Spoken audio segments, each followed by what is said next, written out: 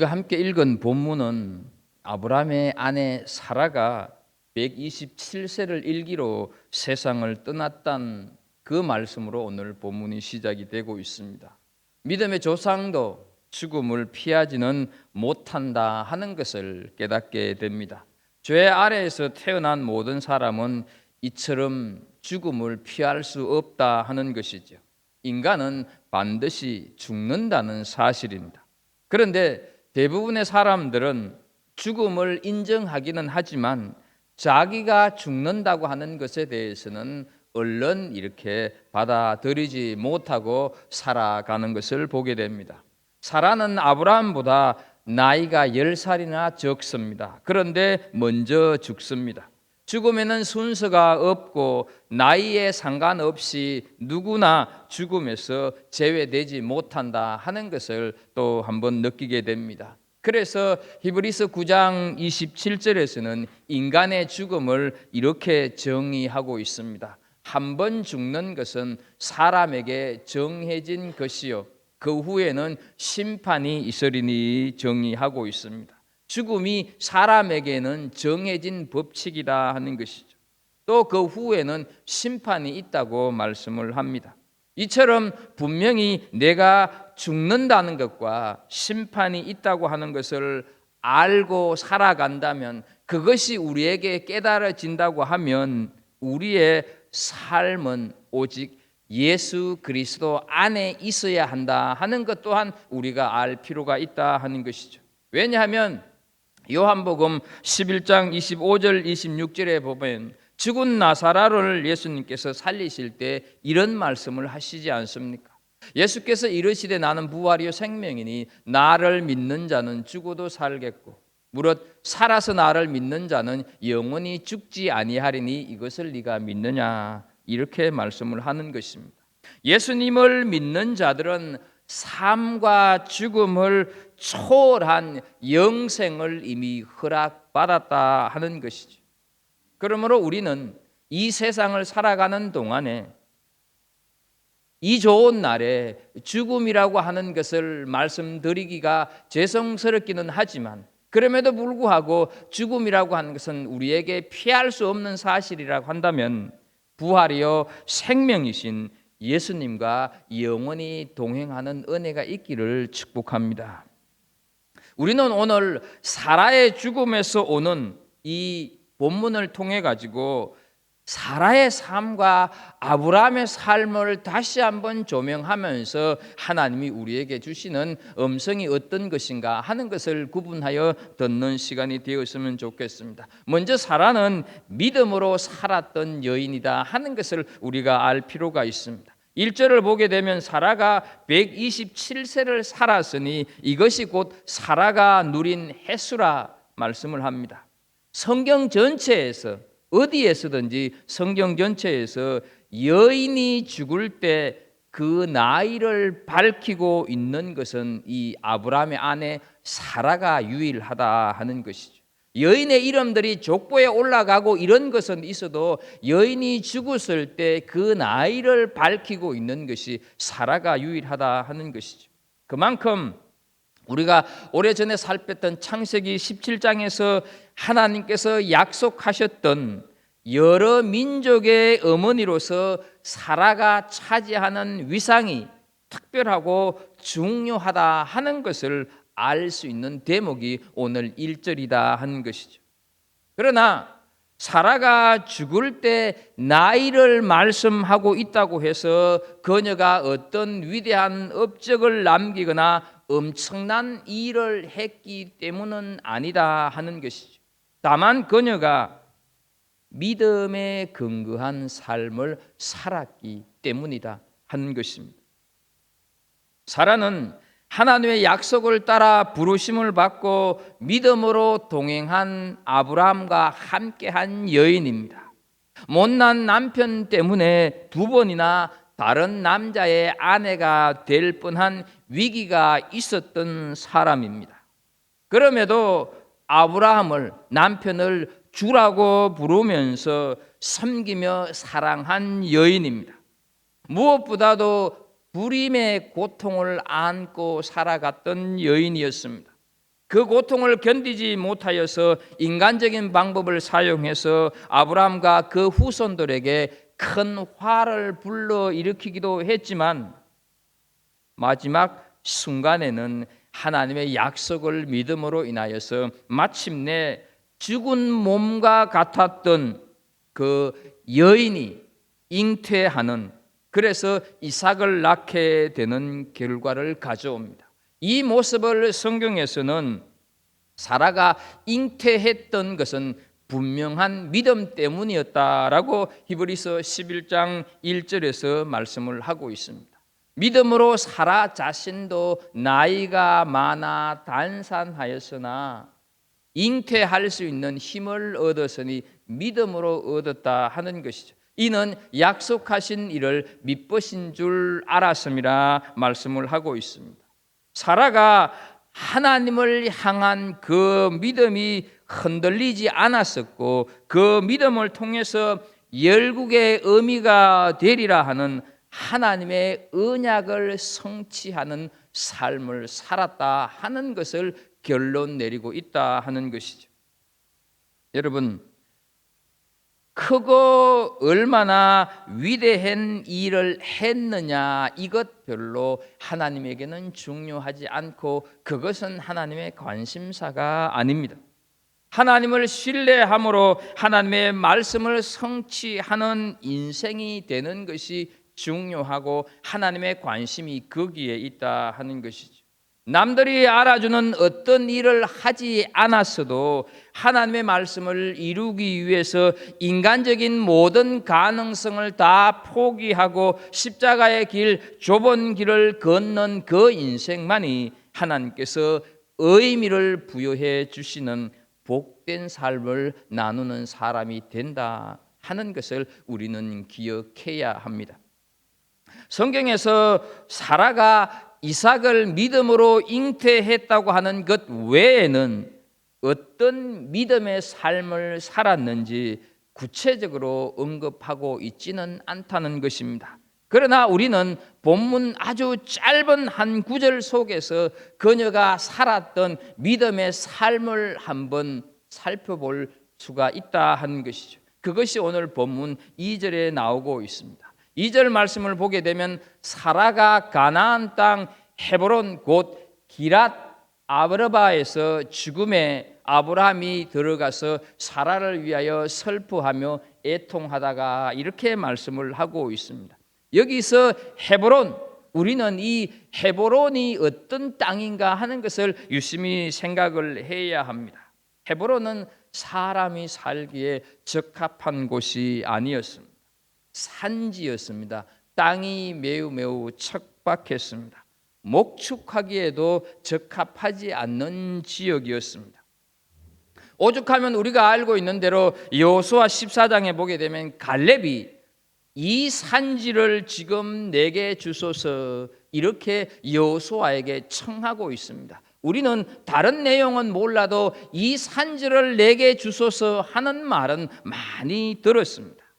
이 산지, 여기서 말씀하고 있는 산지가 바로 이 헤브론 땅입니다.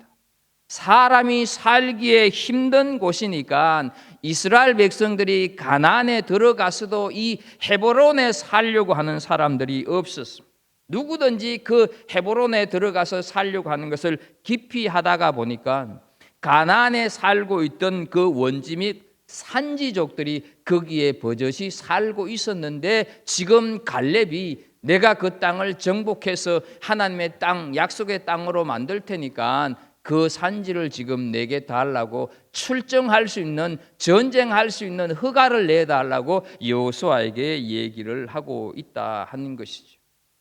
이 정도로 헤브론 땅은 사람이 살기에 맞지 않는 땅이었습니다. 그러나 사라는 그 땅이 하나님께서 약속해 주신 땅이니까 거기서 살았다 하는 것이죠. 여러분, 우리가 살아가는 오늘 현실 속에서 한번 살펴본다면 부부 사이에서 부인이 여기 싫으니까 다른 데로 갑시다 계속 하게 되면 어떻습니까? 저 좋은 강남으로 가고 분당으로 가고 저 좋은 타오랑가로 가고 이렇게 하루 이틀이 아니라 우리 거기 가서 좀 살아보자고 이렇게 얘기를 하면 견뎌낼 수 있는 남편이 있겠습니까? 본문에 또 성경에 그런 얘기는 없어요. 그런데 사라는 그 헤브론 땅이 하나님이 주신 땅이었다 믿었기 때문에 거기 그렇게 살기 어려웠음에도 불구하고 여전히 그곳에서 나그네로 거류자로 머무르고 있었다 하는 것이죠. 하나님이 주신 약속을 믿는 믿음이 사라에게 분명코 있었기 때문이었다 하는 것이죠. 이 땅에서 많은 것을 소유하고 인간적으로 성공하고 출세하는 것은 중요한 것이 아닙니다. 하나님께서 원하시는 곳, 하나님께서 머물려고 하시는 그 영적인 기업이 있는 곳에 우리는 머물고 그것이 우리 신앙의 중심이 되어야 된다 하는 것이죠. 사라는 비록 나그네의 삶이기는 했었지만 헤브론이 자기와 자기 후손들에게 줄 땅임을 믿어서 지금 당장은 아니지만 그곳에서 계속 살 수 있었다 하는 것이죠. 이런 모습들을 히브리서 11장 13절에서 이렇게 말씀을 하고 있습니다. 이 사람들은 다 믿음을 따라 죽었으며 약속을 받지 못하였으되 그것들을 멀리서 보고 환영하며 또 땅에서는 외국인과 나그네임을 증언하였으니 말씀을 하고 있습니다. 사라는 아직은 아니지만 멀리서 보고 이 땅을 주신다고 하는 하나님의 약속을 믿고 그곳에서 외국인과 나그네로 살았다 하는 것이죠.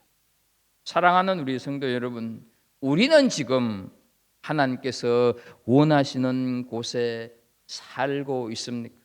2021년 7월 4일 12시 5분 우리 삶의 현 주소는 어디냐 하는 것이죠.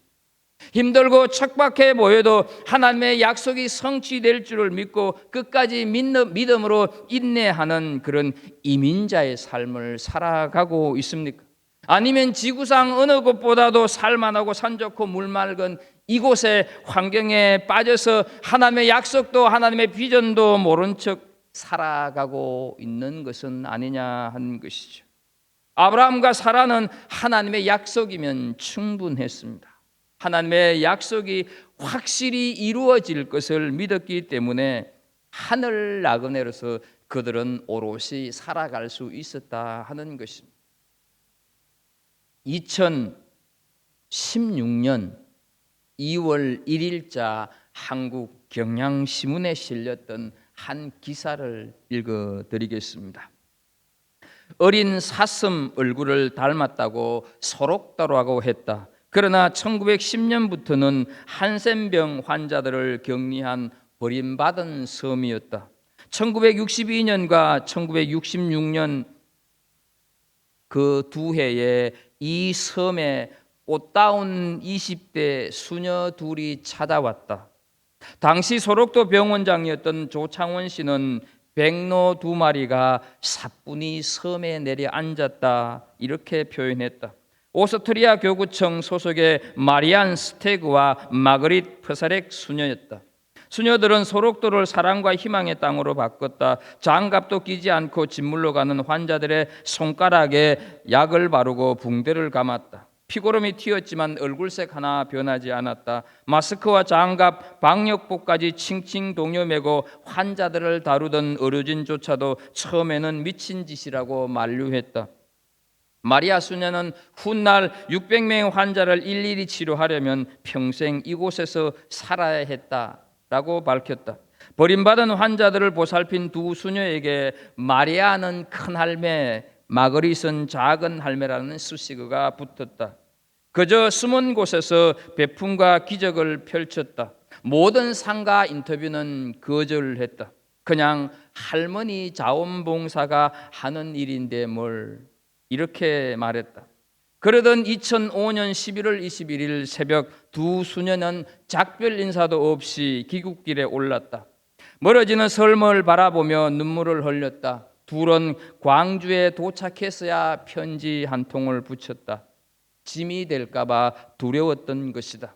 그 편지 내용에 보게 되면 천막을 접어야 할 때가 왔습니다. 제대로 일할 수 없고 부담 줄 때는 본국으로 돌아가는 것 생략. 그리고 우리의 잘못으로 마음 아프게 해드린 일이 있다면 용서를 빕니다 하는 편지를 보냅니다. 떠나는 두 수녀의 손에는 40여 년 전 가져왔던 낡은 가방 하나씩만 들려 있었다.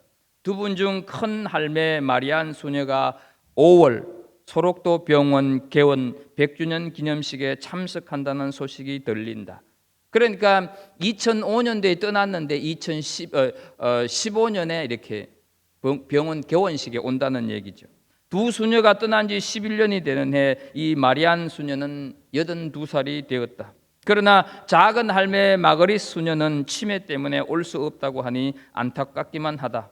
흐릿해진 정신이지만 소록도의 추억만은 또렷하다는데, 이렇게 경향신문에 실렸습니다. 여러분, 이것이 하늘 나그네의 삶이 아니겠습니까? 더 소유하고 누리고 싶고, 그러나 우리가 이 땅에서 나그네고 또 거류자라고 하는 사실을 잃어버리고 살아가게 된다고 한다면 우리의 삶은 그렇게 아름답지 못한 삶이 될 것입니다. 사라는 하나님의 약속한 그 약속을 신뢰하면서 믿음으로 살아갔던 여인이다 하는 것을 우리는 기억할 필요가 있습니다. 두 번째, 우리는 아브라함의 삶을 한번 살펴볼 필요가 있습니다. 아브라함의 삶 역시 믿음의 삶을 살아갔다 하는 것을 우리는 알게 됩니다. 6절을 보게 되면 내 주여 들으소서, 당신은 우리 가운데 있는 하나님이 세우신 지도자이시니 우리 묘실 중에서 좋은 것을 택하여 당신의 죽은 자를 장사하소서. 우리 중에서 자기 묘실에 당신의 죽은 자를 장사할 금할 자가 없으리이다. 이렇게 기록하고 있습니다. 사라의 죽음 이야기는 짧게 한 구절 아브라함이 슬퍼하고 애도했다 하는 것이 전부인데, 오늘 창세기 23장 전체를 보게 되면 그 사라를 묻을 땅을 매입하는 과정에 대해서 상세히 기록하고 있습니다. 아브라함이 3차례에 걸쳐서 매장지를 팔 것을 그 사람들에게 요구하고 있습니다. 그러면서 헤브론 사람들과의 대화에서 아브라함의 삶이 어떠했는가 우리는 충분히 알 수가 있습니다. 그러니까 이 창세기 23장은 사라의 죽음이라고 하는 그 렌즈를 통해서 아브라함의 믿음과 그 믿음의 삶을 조명하는 것이 이 창세기 23장의 초점이지 사라의 죽음이 초점인 것은 아닙니다. 그래서 이 6절은 믿음의 사람인 아브라함이 세상 사람들에게도 인정받는 삶을 살았다는 것을 보여줍니다. 아내가 죽었지만 슬픔에 주저앉아서 정신을 잃지 않았습니다. 일어나 나가서 헷 족속을 만나서 자신이 나그네요 거류자라 이렇게 새삼 그들에게 소개하고 있는 것을 본문에서 우리는 알 수가 있습니다. 여러분, 사라의 나이가 127세면 아브라함의 나이는 137세입니다. 75세 때 하나님의 부르심을 받아 이주해서 여기서 살았으니까 60년을 넘게 지금 아브라함은 그 땅에서 살고 있습니다. 그렇다면 여러분, 살 만큼 살지 않았습니까? 나도 이곳 사람이다 이렇게 할 만큼 충분한 세월이 흘렀습니다. 그럼에도 불구하고 아브라함은 나에게 매장지를 좀 주어서 장사하게 해달라 이렇게 얘기를 하고 있습니다. 그 말을 들은 사람들이 하나같이 아브라함을 호의적으로 주라고 부르기도 하고 혹은 하나님께서 세우신 지도자다 이렇게 부르기도 합니다. 하나님께서 세우신 지도자다 하는 이 말을 세번역 성경에서는 어른은 하나님이 우리 가운데 세우신 지도자이십니다 이렇게 번역을 하고 있습니다. 아브라함이 60년 동안 살았던 믿음의 모든 모습들이 이방인들이 아브라함을 부르고 있는 호칭 속에서 드러나고 있는 것 아니겠습니까? 하나님을 모르는 이방인들이 극존칭을 사용해서 아브라함을 부르고 있습니다. 60년 동안 아브라함과 함께 살면서 아브라함의 삶을 지켜보았다는 것이죠. 여러분, 세상은 우리 삶의 모습 일거수일투족을 지켜보고 있음을 기억하십시오. 아브라함은 항상 제단을 쌓았었고 하나님의 이름을 부르는 삶을 살았습니다. 물론 아브라함이 실수도 여러분 있었습니다. 그러나 그 이방인들이 보기에 자신들이 살아가는 삶의 기준과는 너무나 다른 삶의 기준을 가지고 아브라함이 사는 것을 보았다는 것이죠. 아브라함이 살아가는 그 삶의 태도를 볼 때 세상 사람들이 존경할 만한 삶을 살았을 뿐만 아니라 그들에게 하나님을 섬기는 그 삶의 모습을 보여주었다 하는 것이죠. 그렇다면 여러분, 우리의 삶의 모습은 어떻습니까? 롯처럼 성공해서 성문에 다스리는 자로 앉아 있어도 세상에 선한 영향력 끼치지 못하여서 가장 결정적인 순간에 혹시 버림받는 그런 인생은 아닐까? 아니면 아브라함처럼 인생의 위기 가운데서도 사람들로부터 주라고 인정을 받으면서 모든 사람이 함께 그의 슬픔에 동참해주는 복된 삶을 살아가고 있습니까? 나를 보면서 누군가가 나도 당신이 믿는 예수를 믿고 싶다라고 하는 사람이 있는지, 아니면 우리를 바라보면서 앞에서는 말을 못하지만 뒤에서 나는 예수를 믿다가도 저 사람만 보게 되면 신앙생활을 하는 것 자체에 회의를 느낀다, 혹은 저 사람 때문에 나는 절대로 교회 가지 않을 거다라고 하는 사람이 없는지 우리는 세상에서 내가 살아가는 삶의 모습을 돌아볼 필요가 있다 하는 것이죠. 바울 사도는 빌립보서 1장 20절에서 고백을 하고 있습니다. 나의 간절한 기대와 소망을 따라 아무 일에든지 부끄럽지 아니하고 지금도 전과 같이 온전히 담대하여 살든지 죽든지 내 몸에서 그리스도가 존귀하게 되게 하려 하나니 고백하고 있습니다. 바울 사도는 사느냐 죽느냐 하는 것보다 더 중요한 것이 있는데 그것이 바로 우리에게서 그리스도가 존귀히 되는 것이다 고백을 하고 있습니다. 그래서 바울 사도 자신은 그리스도를 존귀히 여기는 삶을 살기 위해서 하늘의 기대와 소망을 따라서 이 땅에서의 삶을 전부 부끄러울 것이 없는 그런 삶을 살았다 고백하는 것입니다. 여러분, 이것이 하늘 나그네로서의 살아가는 삶의 모습 아니겠습니까?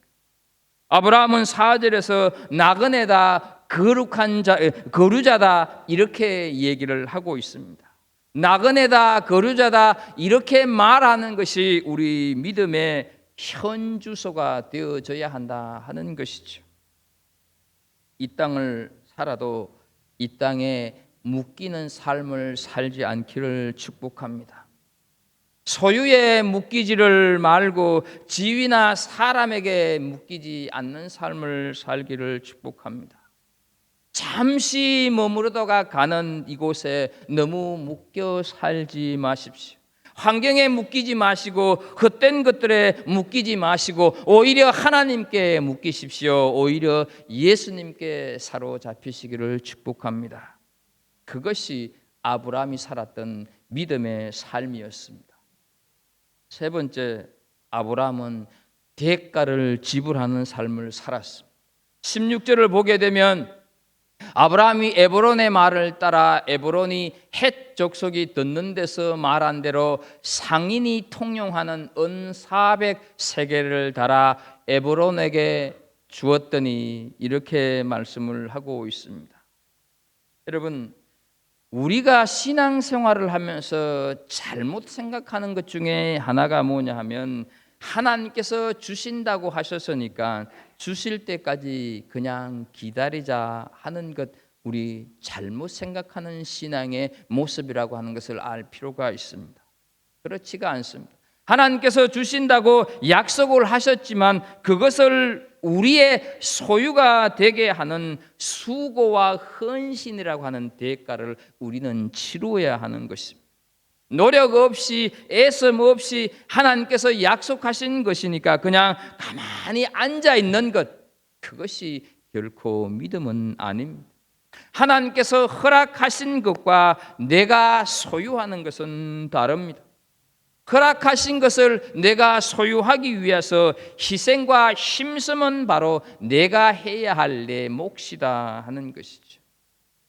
창세기 13장 14절 15절을 한번 보겠습니다. 창세기 13장 14절을 보게 되면 롯이 아브라함을 떠난 후에 여호와께서 아브라함에게 이르시되 너는 눈을 들어 너 있는 곳에서 북쪽과 남쪽 그리고 동쪽과 서쪽을 바라보라. 보이는 땅을 내가 너와 내 자손에게 주리니 영원히 이르리라. 이렇게 말씀을 하고 있습니다. 아브라함은 하나님께서 그 땅을 주신다는 약속을 믿었기 때문에 그 땅의 첫 조각이라고 할 수 있는 땅, 그 막벨라 구를 은 400세겔에 사는 대가를 치르고 있다 하는 것이죠. 하나님께서는 분명코 언약을 주셨습니다. 하나님께서는 약속을 하셨습니다. 그러나 그 언약이 이 땅에서 이루어지게 하는 책임, 그 언약이 이 땅에서 이루어지게 하는 역할, 그 언약이 이 땅에서 이루어지게 하는 소명, 그것은 바로 우리에게 맡기셨다 하는 것이죠. 여러분, 성전 이전도 그렇습니다. 우리에게 하나님은 성전을 분명코 주십니다. 그러나 그렇다고 가만히 있어도 되느냐? 그건 아니란 것이죠. 믿음으로 이루어내는 것 우리의 할 일이라 하는 것이죠. 우리가 믿기 때문에 손 놓고 있을 겁니까? 아무 일도 하지 않아도 되는 것일까요? 우리가 믿음이라고 하는 것 아무 일도 하지 않고 하나님이 주신 것이기 때문에 때가 되면 이루어지겠지. 이것이 세상 사람들이 우리 믿음을 보면서 도전을 못 받는 이유다 하는 것을 기억하십시오. 구원은 분명코 은혜로 주셨습니다. 새 생명을 우리에게 값없이 주셨습니다. 그러나 그 구원의 은혜, 놀라운 은혜를 받은 증거가 무엇이어야 하느냐? 그것이 바로 우리 삶에서 그 받은 언약, 그 감사, 그 축복을 우리 삶에서 이루어내는 것, 그것은 우리 몫이고 그것은 우리가 해야 된다 하는 것이죠. 아브라함은 헷 족속들에게 땅을 팔 것을 끈질기게 요구하고 있습니다. 그랬을 때 그들은 아브라함을 가리켜서 당신은 우리 지도자가 아니냐, 네 주여 그러지 마십시오. 우리 식으로 표현하면 우리가 남이가 이렇게 하면서 장례를 그냥 치르라고 얘기를 해요. 그러나 아브라함은 끝까지 그들의 호의는 고맙지만 내가 대가를 치르겠다고 합니다. 그랬을 때 그들이 어떻게 합니까? 못 이기는 척 하면서 15절을 보게 되면 내 주여 내 말을 들으소서. 땅값은 은 400세겔이니 그것이 나와 당신 사이에 무슨 문제가 되리까 하면서 은근슬쩍 은 400세겔이라고 부르고 있습니다. 그때 아브라함은 그 400세겔을 주고 대가를 치르고 사라의 아내를 장례를 치릅니다. 여러분, 왜 아브라함이 헷 족속의 호의까지 거절을 하고 대가를 치루었다고 생각을 하십니까? 가전 생색과 예우를 모두 동원하여서 상대방의 체면을 최대한으로 세워주면서 기분 좋게 하는 가운데서 어떻습니까? 15절을 보게 되면 자신들이 원하는 가격을 설거머니 제시하고 있습니다. 여러분, 이것이 세상 사람들의 삶의 방식입니다. 그것을 모르고 그냥 가지고 가라고 하니까 덥석 받았다가는 낭패를 당하기 십상입니다. 여러분, 세상 사람들의 본심을 잘 알 필요가 있습니다. 괜찮다, 그냥 가져가라 한다고 해서 그냥 가져가게 되면 앞에서는 아무런 얘기를 하지 않는데 뒤에 돌아서서는 예수쟁이들 공짜 참 좋아하네, 이런 얘기합니다. 그 당시 관례로는 무료로 뭔가를 땅을 남에게 주었을 경우에 그 땅을 원래 소유했던 자손들의 그 후손들이 나중에 언제든지 그 땅에 대한 소유권을 행사할 권리가 있었습니다. 훗날에 그들의 후손들이 이 땅은 우리 조상들이 너희 조상 아브라함에게 준 것이니까 이제 우리가 되찾아야 되겠다, 이렇게 주장을 하지 못하도록 아브라함이 대가를 치르고 있다 하는 것이죠. 하나님이 그 땅을 반드시 자신들의 후손에게 줄 것을 믿고 믿음의 행위를 지금 아브라함은 하고 있다 하는 것이죠. 그 땅이 분명히 자신들의 후손들에게 주어질 땅이기 때문에 값을 지불하여서 하나님의 약속이 분명히 이루어질 거라고 하는 것을 지금 이방인들에게 선언하고 있다 하는 것이죠. 그래서 여러분, 이 막벨라 굴은 약속의 땅 첫 조각이 되는 것입니다. 400세겔은요 엄청난 금액입니다. 그 당시 한 사람의 1년 수입이 5에서 10세겔이었다고 합니다.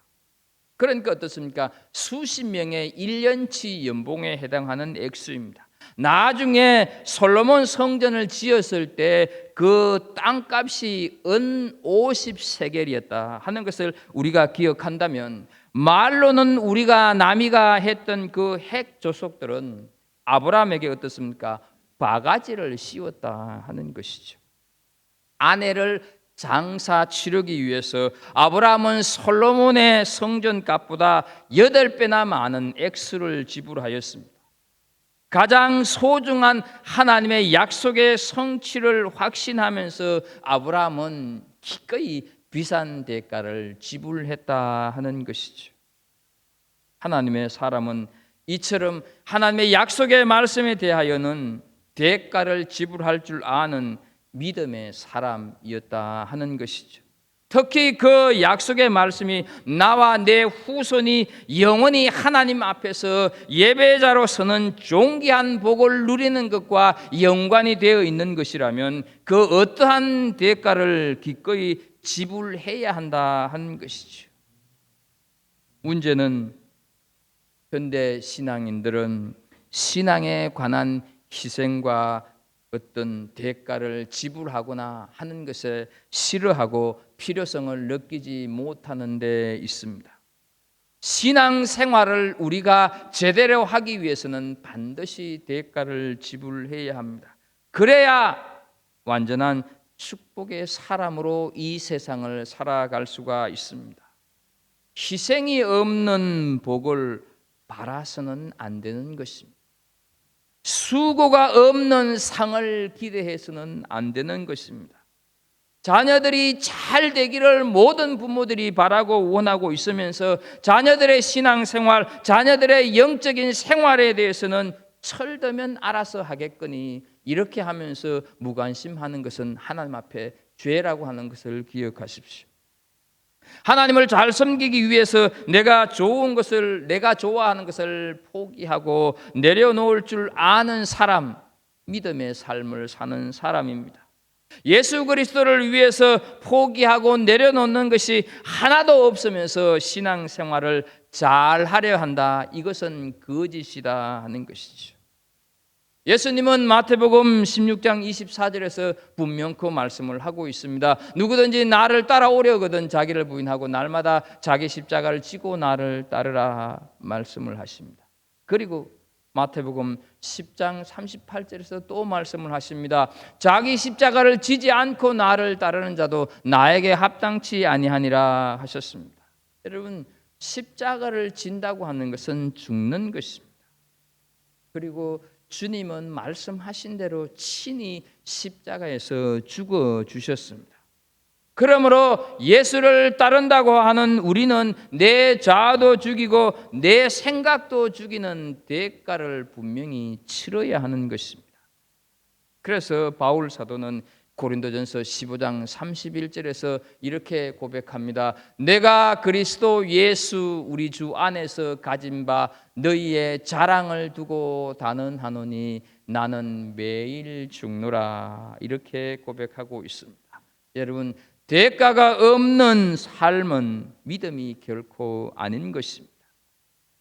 오늘 함께 우리가 읽은 이 본문은 가나안을 향해서 광야를 지나고 있는 이스라엘 백성들에게 자신들이 지금 가려고 하고 있는 그 가나안 땅이 그냥 아무런 땅에 가고 있는 것이 아니라 믿음의 조상인 아브라함이 이렇게 하여서 받은 땅, 이렇게 하여서 하나님의 약속을 취한 땅, 그 땅을 지금 우리가 가고 있고, 그것을 사라의 죽음을 통해서 이스라엘 백성들에게 지금 모세가 알리고 있다 하는 것이죠. 사라의 죽음은 막벨라 굴을 사는 것이 후손들에게 하나님의 약속과 복이 되어진다고 하는 확실한 근거가 된 땅이 바로 그 막벨라 굴이었다 하는 것을 기억하십시오. 그래서 여러분, 오늘 말씀을 정리하면서 우리의 죽음이 이렇게 아브라함의 죽음, 사라의 죽음처럼 되었으면 좋겠습니다. 적어도 우리 후손들이 이 땅에서 하나님의 자녀로 살아야 할 이유, 끝까지 믿음으로 승리해야 할 이유, 무슨 일이 있어도 말씀에 순종해야 할 이유, 어떤 세상의 유혹과도 타협하지 않고 말씀대로 살아야 할 이유를 가르쳐 줄 수 있는 그런 죽음이 우리의 죽음이 되었으면 좋겠다 하는 것이죠. 사라도 아브라함도 믿음의 삶을 살았습니다. 그리고 그 믿음은 대가를 지불했을 때 온전해졌습니다. 사랑하는 우리 모든 성도 여러분, 우리 모두가 함께 이런 믿음의 소유자가 될 수 있기를 예수님의 이름으로 축복합니다. 하나님 아버지, 사라의 죽음을 통해서 우리의 죽음을 비추고 사라의 죽음이 믿음의 죽음이었다고 한다면 우리 역시 믿음의 죽음이 되자는 사실을 배웁니다. 하나님, 아브라함도 사라도 다 믿음의 길을 갔습니다. 우리도 저들의 후손이라면 그들의 믿음을 쫓아가는 삶이 되게 해 주시기를 소원합니다. 신앙생활하면서 아브라함 분명히 대가를 치루었습니다. 하나님, 우리도 대가를 치르는, 그래서 우리의 믿음이 하나님 앞에서 오롯이 인정받는 하나님의 백성들이 되게 하여 주옵소서. 예수님의 이름으로 기도합나이다. 아멘.